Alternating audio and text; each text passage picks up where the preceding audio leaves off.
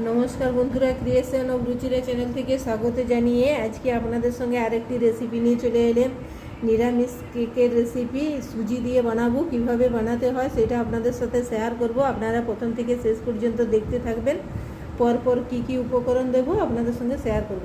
প্রথমে আমি এখানে দুধ নিয়েছি, এই কাপটাতে মেপে নিয়েছি 2 কাপ দুধ আর 1 কাপ সুজি নিয়েছি। সুজির ডবল দুধ নিতে হবে।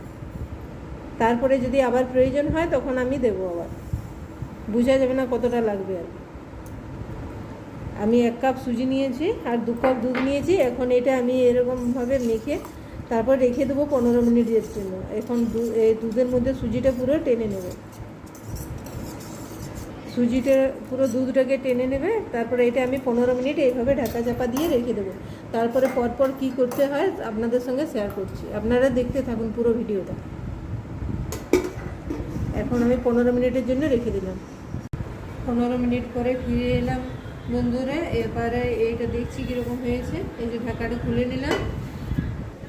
এই দেখুন বন্ধুরা, পুরো দুধটা আমার সুজির মধ্যে টেনে নিয়েছে, এইরকম হয়েছে, পুরো শুকিয়ে গেছে। এটার মধ্যে আমার আবার প্রয়োজন হলে দুধ দেবো। এর মধ্যে আমি এবার কি কি দিচ্ছি দেখাচ্ছি আপনাদের। এইখানে আমি 1/3 কাপ দই নিয়েছি, টক দই এর মধ্যে দিলে ভালো হবে। এরপর এর মধ্যে একটু সাদা তেল দিয়ে দেব। আমি সাদা তেল দেবো 1/4 কাপ।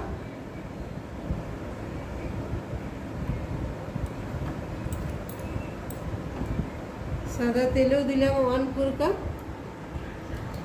এরকম পুরো মাপগুলো আপনারাও ঠিক করবেন, তাহলে দেখবেন পুরো কেক আপনাদেরও আমার মতোই হবে পুরো ঠিক। এরপর এটা ভালো করে আমি ফেটিয়ে নেব।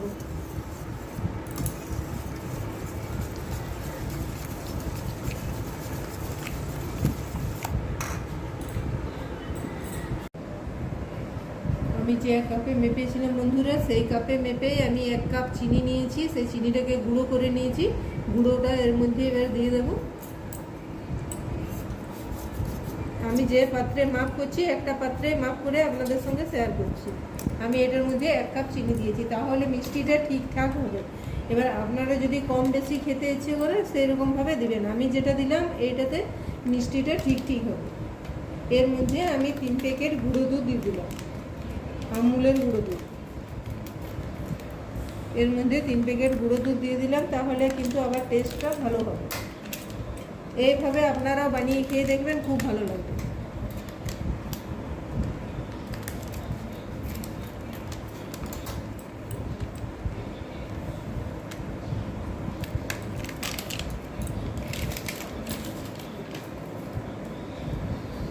তারপরে এটা ভালো করে আমি আবার ফেটিয়ে নেব।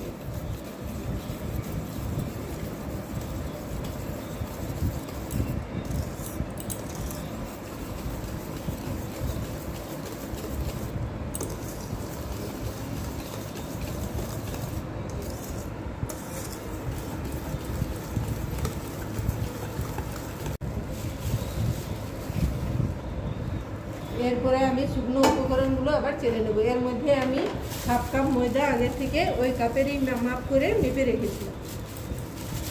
এই 1/2 কাপ ময়দা দিলাম।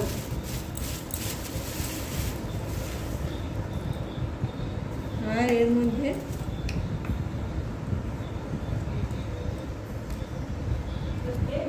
হাফ চামচ খাবার সোডা দিলাম। খাবার সোডা বা বেকিং সোডা 1/2 চামচেরও একটু কম।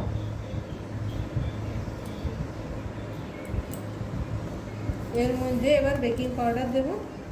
এরকম বেকিং পাউডার দেব 1 চামচ দিলাম, 1.5 চামচ দিলাম। যেহেতু 1/2 কাপ ময়দা দেবো, আবার 1.5 চামচ বেকিং পাউডার দিতে হবে। ঠিক মতো মাপ করে দিলে আপনাদেরও এরকম কেক হবে, একটুকুও খারাপ হবে না। এইভাবে বানিয়ে খেয়ে দেখবেন, খুব ভালো লাগবে। আর এইভাবে বানাবেন, দেখবেন পুরো আপনাদেরও স্পঞ্জি কেক হবে। এইভাবে এটাকে চেলে নিলে ভালোভাবে উপকরণগুলো মিক্সড হয়ে যাবে একসঙ্গে। কারণ যদি না মিক্সড হয় তাহলে এক জায়গাতে ফুলবে, এক জায়গা ফুলবে না, এরকম হবে। এরকম যদি দোলা পাকিয়ে থাকে, অনেক সময়গুলো দোলা পাকিয়ে থাকে, তো ময়দাগুলো সঙ্গে ভালো করে মিশিয়ে নিলাম।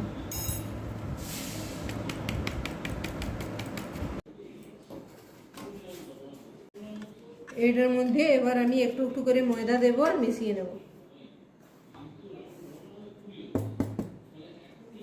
এইভাবে মিশিয়ে নেব,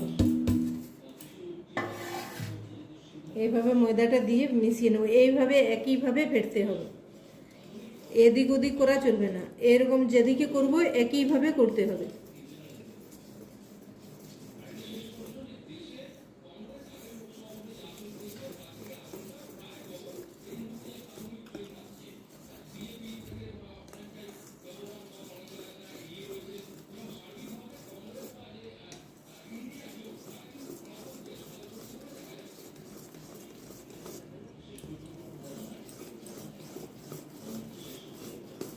এইভাবে একই রকমভাবে ফেটতে। এটার মধ্যে আমি আবার 1 চিমটি নুন দেবো। আমি নুনটা আগে দিতে ভুলে গেছিলাম, তাহলে টেস্টটা ভালো হবে। এর মধ্যে আমি একটু নুন দিয়ে দিলাম, খুব অল্প করে, তাহলে টেস্টটা ঠিক আসবে। আর একটু ভ্যানিলা এসেন্স দেবো।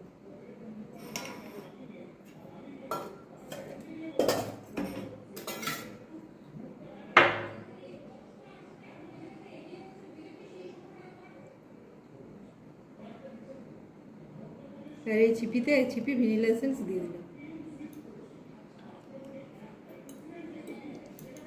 এরপরে ভালো করে আবার মিশিয়ে নেব।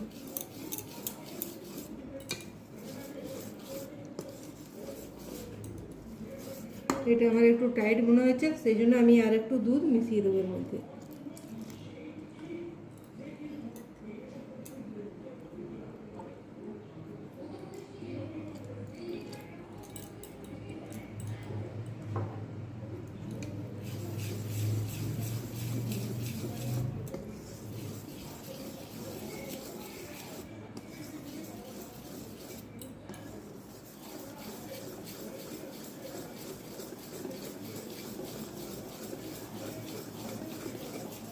এরকম দেখতে হবে, পুরো ক্রিমের মতো দেখতে হবে এরকম।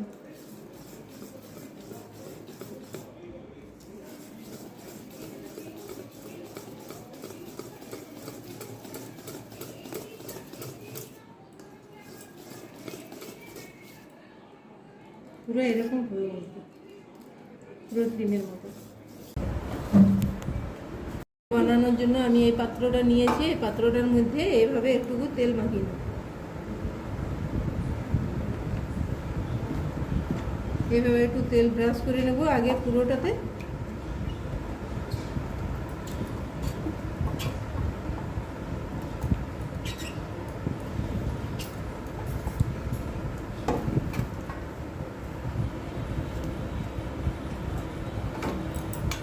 এরপর আমি এরকম একটা বাটার পেপার কেটে রেখেছি। আপনারা এরকম একটা বাটার পেপার নিয়ে নেবেন। আর বাটার পেপার যদি না থাকে তাহলে এই পাত্রটা তেল মাখিয়ে তার উপর একটু ময়দা ছিটিয়ে পুরো ঝেড়ে নিলেই সেটার উপরে কেকটা বসানো যাবে। আর যদি বাটার পেপার না থাকে সাদা কাগজও দিতে পারেন, তাছাড়া ওই ময়দা দিয়েও করতে পারেন। এরপর এর উপরেও তেল ব্রাশ করে নেবেন। সাদা কাগজের উপর যদি এরকম তেল মাখিয়ে নেন তাহলে ওই বাটার পেপারেরই কাজ দেবে।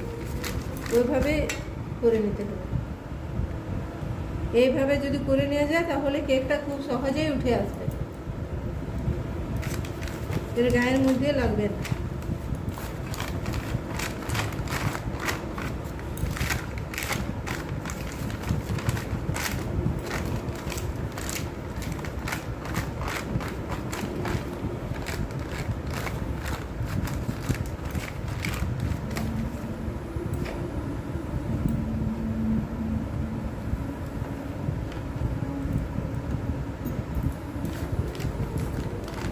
আমি এভাবে পুরো তেলটা এভাবে মাখিয়ে নেব।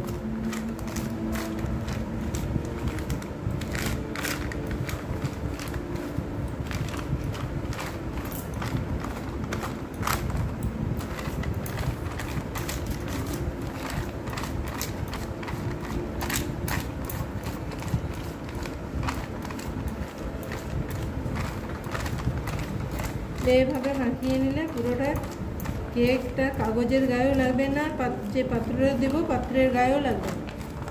আর যদি এই বাটার পেপার না থাকে সাদা কাগজ দিয়েও এইভাবে করে নেবেন তেল দিয়ে, তাহলে এরকম হবে। ময়দাগুলোকে ছেড়ে নিলে তারপরে কেকের ব্যাটারটা ঢেলে নিতে হবে। এইভাবে আমি এবার বসিয়ে নেব। এরপরে এর মধ্যে আমি ব্যাটারটা দিয়ে দেবো।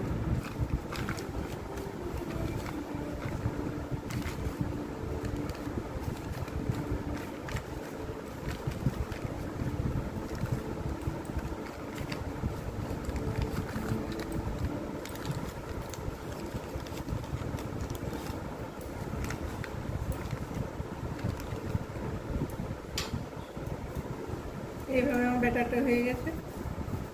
এরকম হবে বন্ধুরা, এরকম ক্রিমি ক্রিমি ভাব হবে পুরো।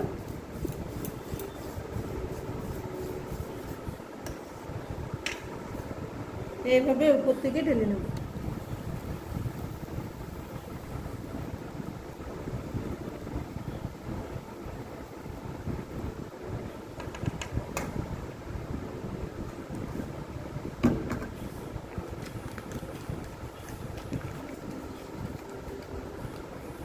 এটা আগে থেকে প্রিহিট করতে দিয়েছিলাম, 10 মিনিট আমার প্রিহিট করা হয়ে গেল। খুব হাই আঁচে 10 মিনিট ধরে গরম করতে হবে।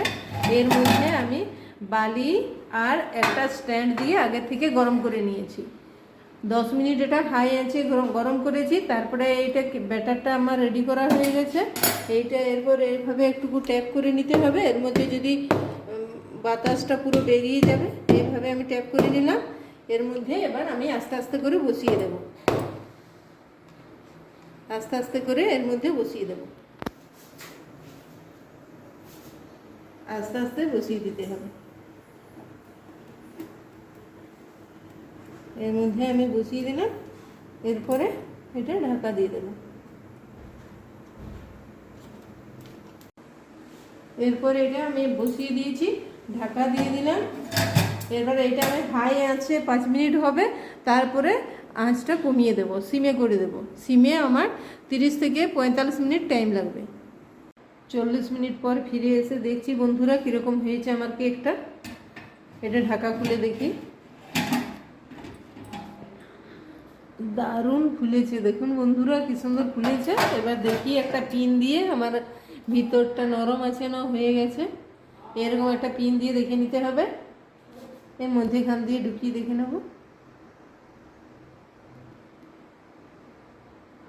আমার এই পিনের মধ্যে লেগে যাচ্ছে। আমার আর একটু দেরি আছে, আমার আর কিছুক্ষণ পরে দেখবো আবার ঢাকা খুলে। এখন ঢাকা দিয়ে রেখে দিচ্ছি। আমার আবার 10 মিনিট পরে ফিরে এলাম বন্ধুরা। এবার 10 মিনিট পরে দেখি কেকটা হলো কিনা।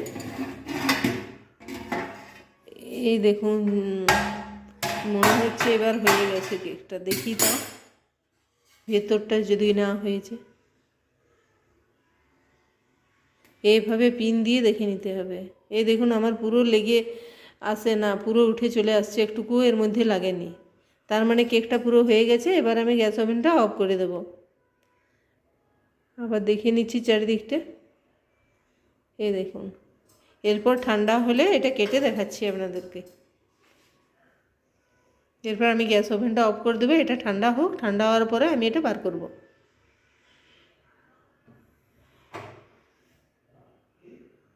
এই দেখুন বন্ধুরা, আমাদের কেকটা বানানো হয়ে গেছে। যে কেকটা ঠান্ডা হয়ে গেছে, এবার কেকটা কেটে নেব। সেই জন্য দেখুন কেকটা কাগজের থেকে পুরো উঠে আসছে। আমি এই থালাটার মধ্যে এইভাবে নিয়ে নেব। এইভাবে নিয়ে উঠিয়ে নেব। এইভাবে একটু ট্যাপ করলে এটা চলে আসে। এই দেখুন আমার কেকটা কি সুন্দর হয়েছে, একটুকু লাগেনি তোলাতে। এরপর কাগজটা তুলে নেব। এই দেখুন কাগজটা কি সুন্দর উঠে আসছে, দেখুন।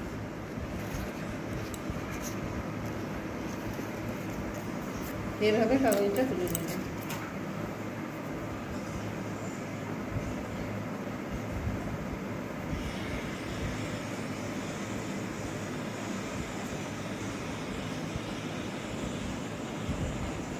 এই দেখুন বন্ধুরা, আর কেকটা কত নরম হয়েছে দেখুন। এই দেখুন কত স্পঞ্জি।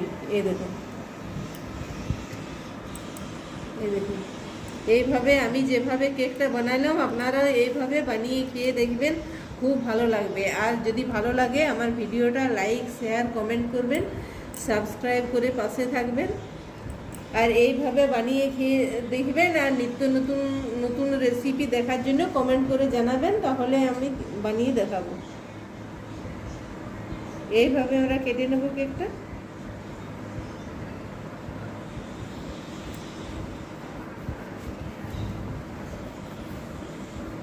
কত নরম হয়েছে দেখুন বন্ধুরা, এই দেখুন ভিতরটা কত স্পঞ্জি, এই দেখুন পুরো সামনের থেকে দেখাচ্ছে, এই দেখুন পুরো একটু ভেঙে যাচ্ছে না, এই দেখুন কত নরম তুলতুলে। এবারে কেনা কেক ছাড়া কেউ বলবে না, বাজার থেকে কিনে আনলে যেরকম লাগে সেই রকম একদম। এইভাবে আপনারাও খেয়ে দেখবেন, আমি যেভাবে বানাইছি, যে পরিমাণ মতো সব জিনিস দিয়েছি ওইরকম দিয়ে বানাবেন আপনারাও। আজকের মতো টাটা, ভালো থাকবেন সবাই। আবার নেক্সট ভিডিওতে আপনাদের সঙ্গে নতুন কোনো রান্না নিয়ে ফিরে আসবো।